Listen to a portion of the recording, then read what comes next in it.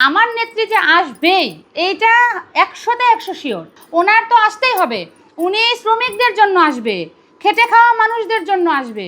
উনি সেই সব বিধবা, বয়স্ক, স্বামী পরিত্যক্তা যারা ভাতা বন্ধ আছে এখন যাদের, তারা তো দোয়া করছেন, তাদের দোয়ায় সফল হয়ে উনি আসবেন। উনি সেই 2 লক্ষ আশ্রয়ণ প্রকল্পের ঘরে যেই মানুষগুলো বসবাস করেছেন এত বছর, এখন করতে পারছেন না, সেই মানুষগুলোর চোখের পানি দোয়া করছে ওনার জন্য।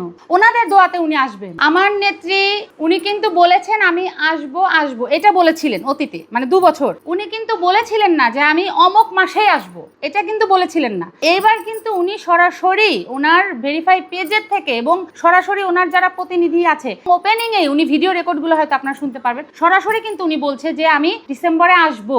এমনও হতে পারে উনি ডিসেম্বরের আগেও আসতে পারে। আমার নেত্রী যে আসবেই এইটা 100তে 100 শিওর। এর কারণেই তো এদের সর্বদলীয় মিটিং করতে হয়, এর জন্যই তো আমেরিকার ইয়ার থেকে লোক নিয়ে আসতে হচ্ছে এখন মিটিং করার জন্য। ওনাদের তো ওই যে এত রশি রেডি করে রাখছে আমার নেত্রীকে এয়ারপোর্টে নামার সাথে সাথে নাকি ঝুলাবে, সেটার জন্য।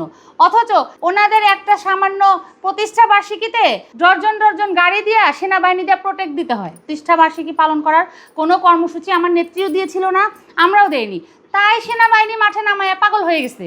আর উনি যখন নামবে তখন কি ওই সেনাবাহিনীর টাঙ্কির বেল থাকবে? আমি তো বলেই দিলাম যে আমার নেত্রী এবার আসবে, মানে 100তে আসবে। ওনার তো আসতেই হবে।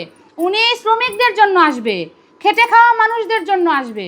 উনি সেই সব বিধবা, বয়স্ক, স্বামী পরিত্যক্তা যারা ভাতা বন্ধ আছে এখন যাদের, তারা তো তাদের দোয়া তো আছে, তারা তো দোয়া করছেন, তাদের জন্য আসবেন, তাদের দোয়ায় সফল হয়ে উনি আসবেন। উনি সেই 2 লক্ষ আশ্রয়ণ প্রকল্পের ঘরে যেই মানুষগুলো বসবাস করেছেন এত বছর, এখন করতে পারছেন না, সেই মানুষগুলোর চোখের পানি দোয়া করছে ওনার জন্য।